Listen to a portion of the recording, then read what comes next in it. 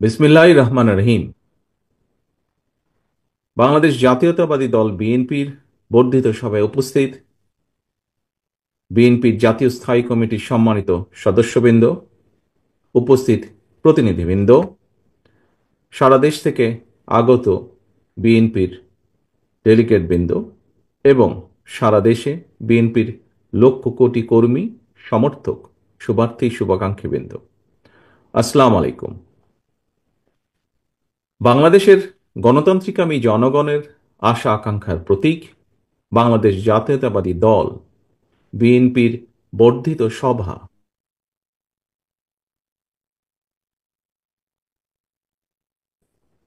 বিএনপির সর্বশেষ বর্ধিত সভা অনুষ্ঠিত হয়েছিল 2018 সালের 4 ফেব্রুয়ারি।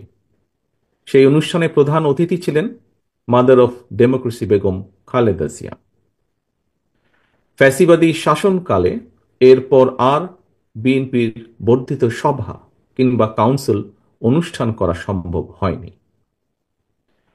চিকিৎসাধীন থাকায় দেশনেত্রী বেগম খালেদা জিয়া আজকের এই গুরুত্বপূর্ণ সভায় উপস্থিত থাকতে পারেননি। তবে তিনি এই সভার সাফল্য কামনা করেছেন। তিনি আপনাদের কাছে দোয়া চেয়েছেন। প্রিয় সহকর্মীবৃন্দ, দেশনেত্রীর শারীরিক সুস্থতার জন্য আমরা আল্লাহর দরবারে দোয়া কামনা করছি।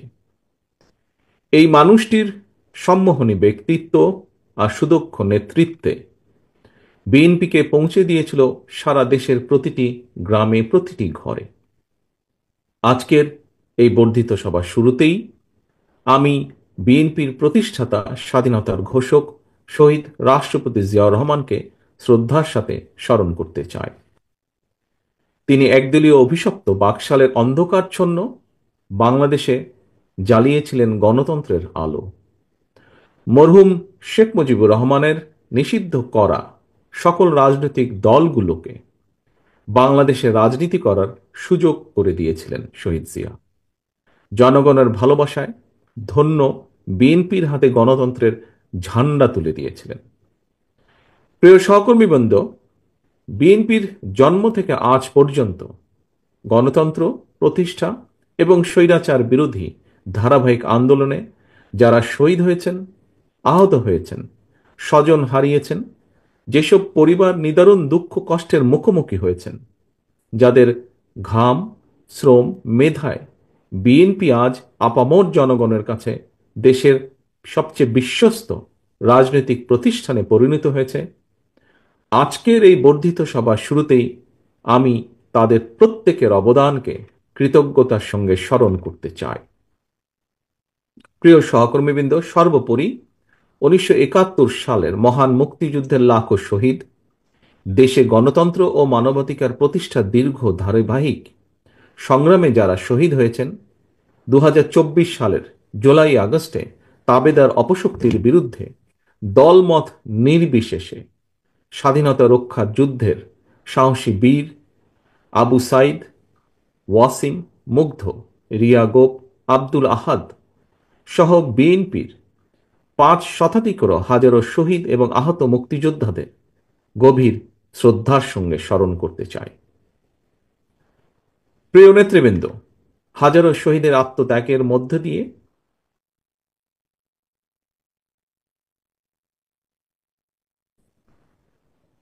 গণহত্যাকারী ফ্যাসিস্ট হাসিনা দেশ ছেড়ে পালানোর পর দেশে গণতান্ত্রিকামী মানুষের সামনে বাংলাদেশকে পুনর্গঠনের এক অপার সম্ভাবনার দ্বার উন্মুক্ত করার জন্য এরই মধ্যে যন্ত্র শুরু হয়েছে। সুকৌশলে সুকৌশলে রক্ত পিচ্ছিল রাজপথে গড়ে ওঠা জাতীয় ঐক্য এবং জাতীয় নির্বাচনের পরিবেশ বিনষ্টের অপচেষ্টা চলছে। জাতীয় ঐক্য এবং জাতীয় নির্বাচনের পরিবেশ বিনষ্টের চক্রান্তের বিরুদ্ধে আমি আজ দেশের কৃষক, শ্রমিক জনতা, আলেম ওলেমা, পীর মাশায়েখ তথা সকল শ্রেণী পেশার মানুষকে, আপনারা আজ এখানে যারা উপস্থিত হয়েছেন, আপনাদের প্রত্যেকের মাধ্যমে তাদেরকে সতর্ক থাকার আহ্বান এবং অনুরোধ জানাই। যারা বাংলাদেশকে তাবেদার রাষ্ট্র বানিয়ে রাখতে চেয়েছিল তাদের ষড়যন্ত্র কিন্তু এখনো থেমে নেই। সংস্কার কিংবা স্থানীয় নির্বাচন এসব ইস্যু নিয়ে জনগণের সামনে এক ধরনের ধূম্র জাল সৃষ্টি করা হচ্ছে। রাষ্ট্র এবং রাজনীতিতে সংস্কার একটি ধারাবাহিক প্রক্রিয়া। বিএনপির কাছে সংস্কারের ধারণা নতুন কিছু নয়। সরকারে কিংবা বিরোধী দলে বিএনপি যখন যে অবস্থানেই দায়িত্ব পালন করেছে, জনগণের আকাঙ্ক্ষাকে ধারণ করে সময়ের পরিপ্রেক্ষিতে সব সময় রাষ্ট্র, সরকার ও রাজনীতিতে প্রয়োজনীয় সংস্কার করেছে বিএনপি এবং করার চেষ্টা অব্যাহত রেখেছে। 1975 সালের 7ই নভেম্বরের পরে দেশে বহুদলীয় গণতন্ত্র প্রতিষ্ঠা, সংবিধানে পঞ্চম সংশোধনের মাধ্যমে মুক্তিযুদ্ধের আকাঙ্ক্ষার প্রতিফলন, 1991 সালে দেশে সংসদীয় সরকার প্রতিষ্ঠা, এই সবই ছিল রাষ্ট্র রাজনীতির ময়দানে যুগান্তকারী সংস্কার। এছাড়াও বিভিন্ন মেয়াদে রাষ্ট্র পরিচালনার দায়িত্বে থাকাকালে বিএনপি সরকার স্কুল কলেজে বিনা বেতনে মেয়েদের শিক্ষার সুযোগ সৃষ্টি, রাষ্ট্র ও সমাজে মুক্তিযোদ্ধাদের যথাযথ মূল্যায়ন নিশ্চিত করতে মুক্তিযুদ্ধ মন্ত্রণালয় প্রতিষ্ঠা, বিশ্বের তথ্য প্রযুক্তির সঙ্গে তাল মিলিয়ে বাংলাদেশকে প্রস্তুত রাখতে বিজ্ঞান এবং তথ্য প্রযুক্তি বিষয়ক মন্ত্রণালয় প্রতিষ্ঠা, প্রবাসী বাংলাদেশিদের কল্যাণ নিশ্চিত করতে প্রবাসী কল্যাণ ও বৈদেশিক কর্মসংস্থান মন্ত্রণালয় প্রতিষ্ঠা, সবগুলোই ছিল রাষ্ট্র ও সরকারের কয়েকটি গুরুত্বপূর্ণ সংস্কার। প্রিয় সহকর্মীবৃন্দ, এই ধরনের আরো বহু সংস্কারের উদাহরণ আমরা উপস্থাপন করতে পারব।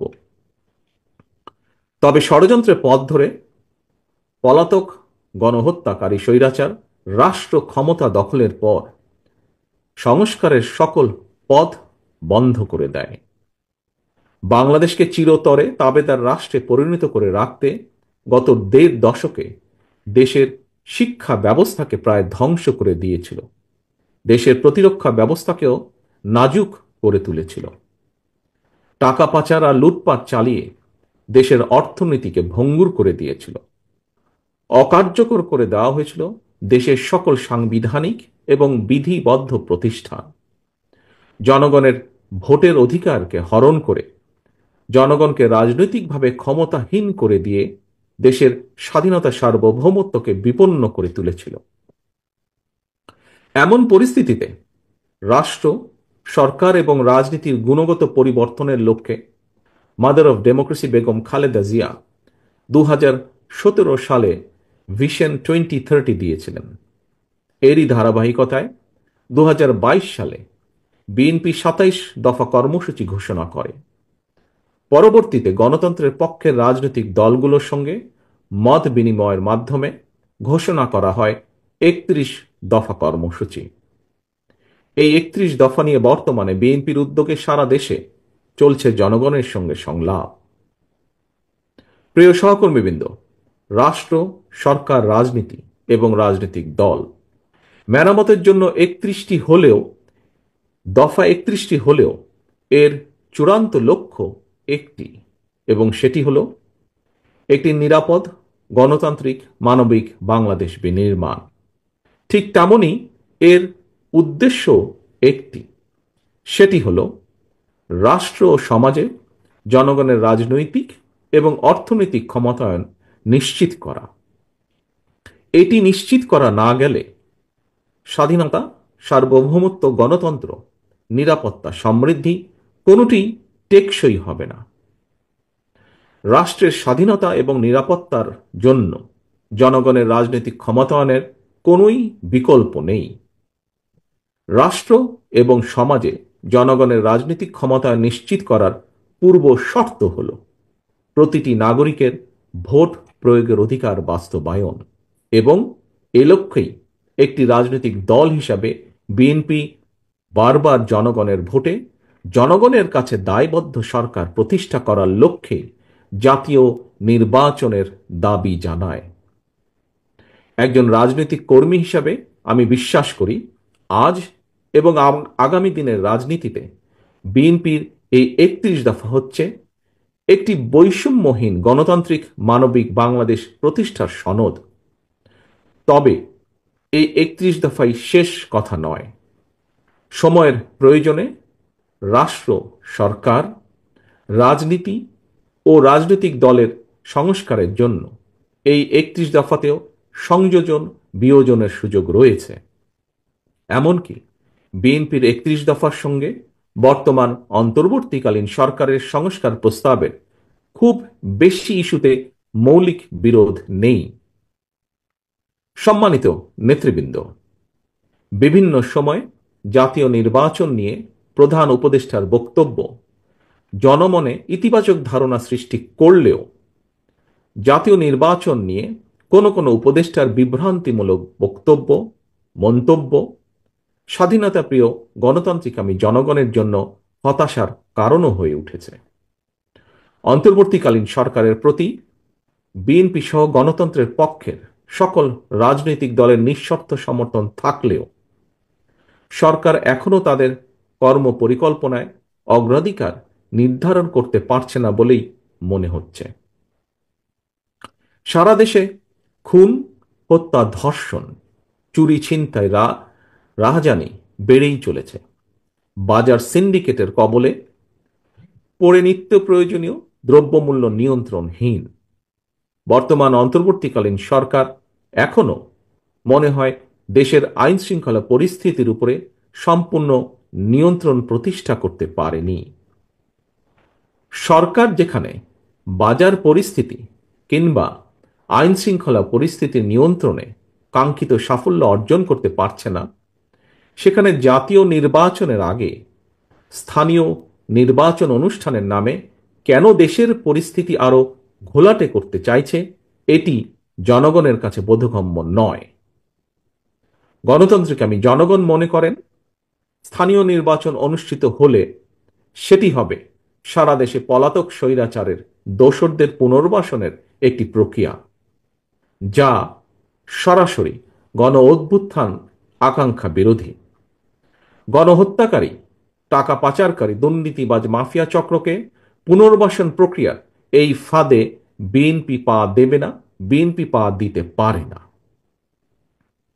প্রিয় সহকর্মীবৃন্দ, বিএনপি জনগণের কাছে প্রতিশ্রুতিবদ্ধ আগামী জাতীয় নির্বাচনে বিএনপি জনরায় রাষ্ট্র পরিচালনার দায়িত্ব পেলে গণহত্যাকারী, মানবতা বিরোধী অপরাধীদের বিচারের মুখোমুখি করবে।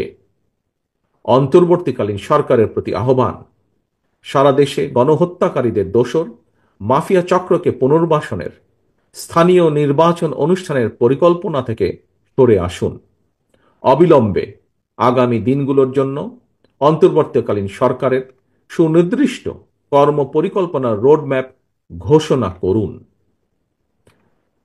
গণহত্যাকারী মাফিয়া প্রধান হাসিনা দেশ ছেড়ে পালানোর পর এ পর্যন্ত বেশ অনেকগুলো নতুন রাজনৈতিক দলের আত্মপ্রকাশ ঘটেছে। বহুদলীয় গণতন্ত্রে বিশ্বাসী বিএনপি সকল নতুন রাজনৈতিক দল ও সংগঠনকে স্বাগত জানায়। তবে নির্বাচনের মাধ্যমে গ্রহণ কিংবা বর্জনের চূড়ান্ত সিদ্ধান্ত জানাবে জনগণ। সুতরাং প্রতিটি দলের অংশগ্রহণ একটি অবাধ ও সুষ্ঠু নির্বাচন, জাতীয় নির্বাচন অনুষ্ঠানের লক্ষ্যে সবার আগে নির্বাচন কমিশনকে প্রস্তুত রাখতে হবে।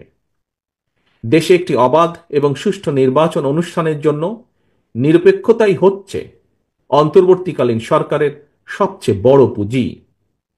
কিন্তু সরকারের নিরপেক্ষতা নিয়ে ইতিমধ্যেই জনমনে সন্দেহ, সংশয় সৃষ্টি হয়েছে।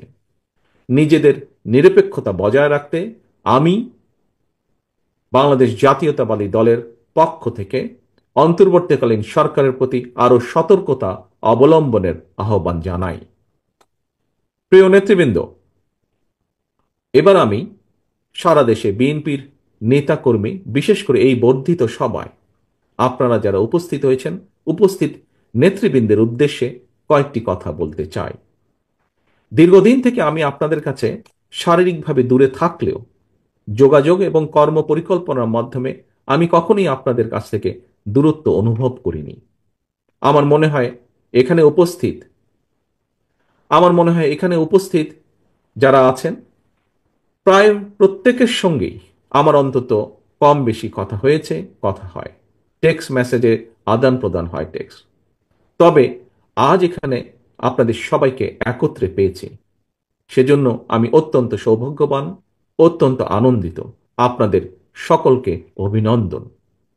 আমি বিশ্বাস করি যে দলে আপনাদের মতন ত্যাগী এবং সাহসী নেতাকর্মী রয়েছেন, সেই দলকে কোনো স্বৈরাচারী দমিয়ে রাখতে পারে না।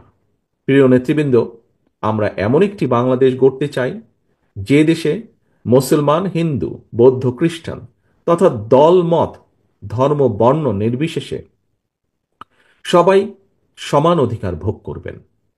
৫৫,০০০ বর্গমাইলের এই বাংলাদেশ ভূখণ্ডে বসবাসকারী আমাদের সকলেরই একটি পরিচয়, আমরা বাংলাদেশী।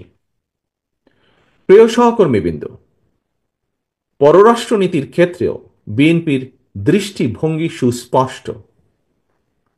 বিএনপি মনে করে বর্তমান বিশ্বে স্থায়ী শত্রুমিত্র বলে কিছু নেই, বরং একটি দেশের সঙ্গে অপর দেশের সম্পর্ক হবে পারস্পরিক স্বার্থ রক্ষা, প্রয়োজন এবং ন্যায্যতার ভিত্তিতে। অন্য দেশের সঙ্গে সম্পর্ক রক্ষার ক্ষেত্রে আমাদের নীতি সবার আগে বাংলাদেশ, অর্থাৎ নিজ দেশ এবং জনগণের স্বার্থ রক্ষা এবং সার্বভৌমত্ব, এটাই হবে প্রথম এবং প্রধান অগ্রাধিকার। আশা করি বর্ধিত সভার এই আলোকেই আপনাদের বক্তব্য উপস্থাপিত হবে। এই মুহূর্তে বিএনপি বাংলাদেশের সবচেয়ে বড় এবং জনপ্রিয় রাজনৈতিক দল। সুতরাং বিএনপির কাছে জনগণের যেমন আশা, ভরসা, প্রত্যাশা রয়েছে, একই সঙ্গে বিএনপির বিরুদ্ধে ষড়যন্ত্রকারীরাও কিন্তু থেমে নেই, তাদের চক্রান্ত থেমে নেই।